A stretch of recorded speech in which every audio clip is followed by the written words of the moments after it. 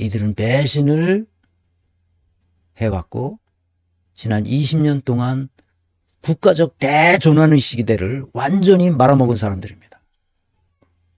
그래서 이렇게 만들었죠. 문재인 때 와서는 어떻게 움떨짝할 수 없도록 만들었어요. 온 국민이 정부를 통제할 수 없도록 만들어놨죠. 어떻게 하라는 얘기야 이게.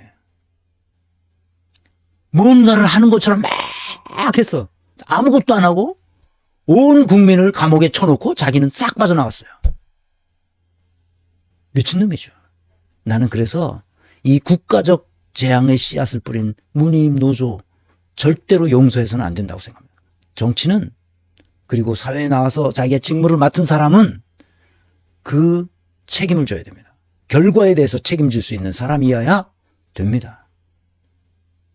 그렇게 얘기했던 사람이 누구야? 칼 야스퍼스의 정치적 주의. 무서운 겁니다. 그래서 함부로 정치하면 안 되는 거예요. 함부로 정치판에 들어가서 허우적거리면 안 되는 겁니다. 그래서 다음 시간은 교육 민주화에 대해서 얘기할 텐데 얼마나 교육이 엉망진창이었으면 문재인 계열에 있던 놈들이 민주당을 장악해서 민주당을 완전히 빠가사리 정당으로 만들고 그리고 이낙연 따라다니고 그랬던 놈들이에요. 대부분. 이낙연이 아니 인간의 눈을 가지고 어떻게 이낙연을 따라가냐고. 막스 베버가 얘기한 대로 균형 감각을 상실한 애들이야. 왜? 자기의 사적 이익에 부합하는 사람들, 멋있어 보이는 사람들, 겉만 번드르르하고 실제로는 아무것도 안 하는 놈들, 그런 놈을 그냥 따라가는 거야. 그러면서 뭐야 진짜 국민을 위한 어떤 행동도 하지 않은 놈들, 그런 놈들이 다 친문 세력이지. 내가 다음 시간에 얘기하려고 해요. 오늘은 사법제도에 관한 문제라 사법제도와 관련된 너무나 암담한 이 상황을 어떻게 하면 돌파할 것인가 하는 것을 여러분들에게 오늘 소개하려고 합니다. 그래서 정치가 제 역할을 해줘야 되는데 정치가 제 역할을 못하기 때문에 이 참혹한 환경 속에서 우리가 지금 살아가고 있습니다. 인간의 존엄성을 존중하고 보호하기 위해서 유형 무형의 사회 경제적 자원을 소위 효율적으로 배분하는 환경 조건을 정비하는 행위, 이것이 정치라고 했습니다. 정치 민주화는 지난 시간에 했고 요거 지난 시간에 정치 민주화, 지난 시간에 경제 민주화, 오늘 사법 민주화를 합니다. 다음 시간에 교육 민주화, 마지막에 국토 민주화를 합니다. 사법 민주화를 하기 전에 국가의 전체적인 큰 틀, 전체를 최적화해야만 사법이 어떻게 최적화될 수 있는지를 알 수 있게 되기 때문에 국가 전체를 최적화하는 방식에 대해서 생각해 보려고 합니다. 지난번에 강의했던 내용 그대로입니다. 세 개의 집단이 있습니다. 시민 집단이 있고 정치 집단이 있고 관료 집단이 있습니다. 시민 집단은 권역별 연동형 비례대표제라는 제도를 통해서 정치 집단을 선택해야 됩니다. 그것이 가장 민주적인 방식이라는 것은 이미 세계적으로 다 알려졌어요. 그냥 이걸 하면 됩니다. 근데 이걸 못하고 있는 거죠, 지금. 그러니까 엉망이 되는 거예요. 제대로 참여할 수도 없고 선택할 수도 없는.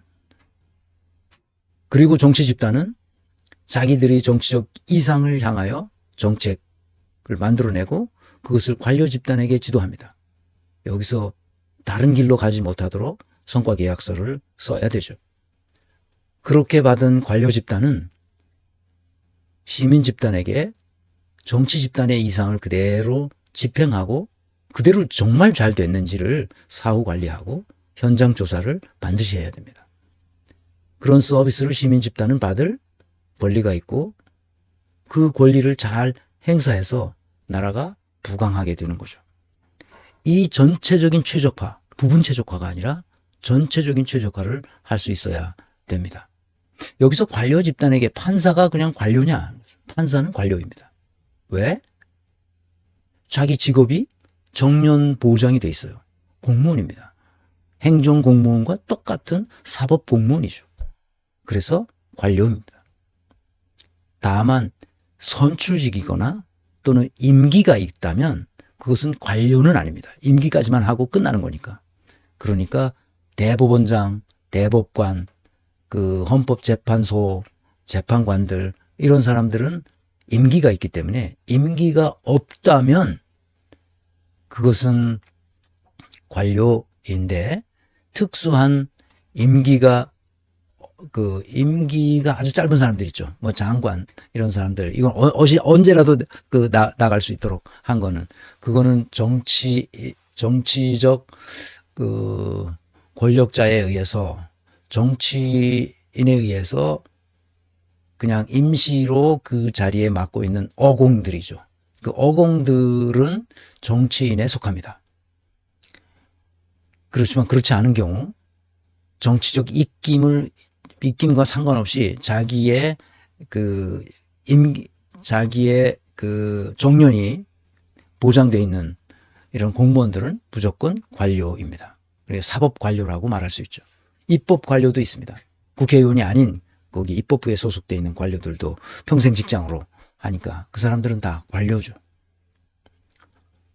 이해하셨죠? 어떤 사람들이 관료고 어떤 사람들이 정치인인지 아시겠죠? 그러니까 임기가 있는 것에 가거나 아니면 어공으로 갔다가 언제라도 그 정치인과 함께 같이 한다든지 정치인의 명령에 의해서 나올 수 있는 사람들은 사실상 정치인이다 이렇게 볼 수 있습니다. 어디서 일하든 상관없이. 그래서 세 집단이 선순환한 모형을 우리가 생각해 봐야 됩니다. 국가 경영의 지배구조가 시민 집단이 정치 집단을 선택하죠. 왜 정치 집단을 선택해야 되냐면 정치 집단은 물리적 강제력을 가지고 있거든요. 그래서 얘네들이 대의, 즉 공익을 위해서 열정이 있는지, 결과에 대해서 책임감이 있는지, 그리고 자기 사사로운 안목이 아니라 균형 감각을 가진 아우겐마스가 있는지, 아우겐마스라는 것은 안목이죠. 안목을 통해서 균형 감각을 잃지 않았는지, 균형 감각은 언제 이루어지냐, 안목은 언제 붕괴한다고 그랬어요? 거리감을 상실했을 때, 객관성을 상실하는 거죠. 그러니까 문재인이 아주 좋은 사례라고 볼 수 있어요. 왜 그래요? 자기 아는 사람들 안 친 거야. 윤석열 갖다 안 치고, 이낙연 갖다 안 치고, 자기 아는 사람들 안 치는 거야, 그냥. 조국 갖다 안 치고, 안목이 없는 거야. 안목이 붕괴한 거지.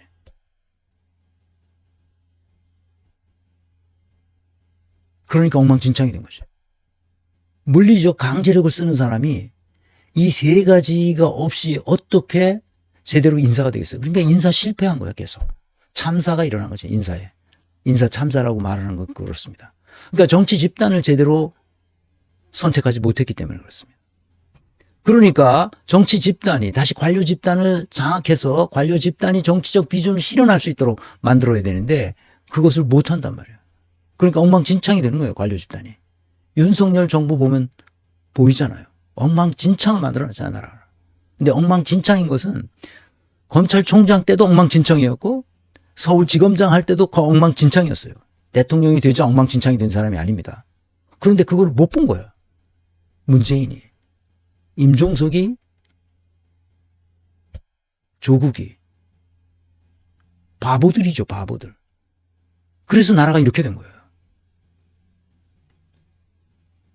관료 집단이 시민 집단에 대해서 시민 서비스 집단이라는 것을 이해하지 못하죠. 군림하죠. 그 시민들이 이렇게 되는 거예요. 그래서 잘못 선택하고 그러니까 한 번 처음 잘못 선택하자 이렇게 된 거죠. 관료 철밥통이죠. 네. 매구미 선생님. 네. 감사합니다. 그래서 사법 관료가 오늘 주제이기 때문에 사법 관료, 판사들. 얘네들이 왜 저렇게 됐냐 하는 것을 이해해야 돼요. 얘네들이 진실과 정의의 최후의 보루인데 얘네들이 다 망가진 거야. 그래서 어떻게 됐냐? 이렇게 됐어요.